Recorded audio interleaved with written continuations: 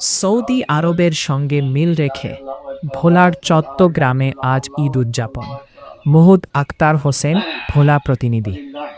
ইসলামী শরিয়ত অনুযায়ী ঈদের দিনে রোজা রাখা হারাম হওয়ায় সৌদি আরবের সাথে মিল রেখে একদিন আগেই ঈদ উদযাপন করছেন ভোলার অনেক উপজেলার কিছু মুসলিম। জানা গেছে, ভোলা জেলার মোট ৫টি উপজেলার ১৪টি গ্রামের প্রায় ৩,০০০-এর অধিক সুরেশপর ভক্তবৃন্দ আজ ঈদ উল ফিতর উদযাপন করছেন।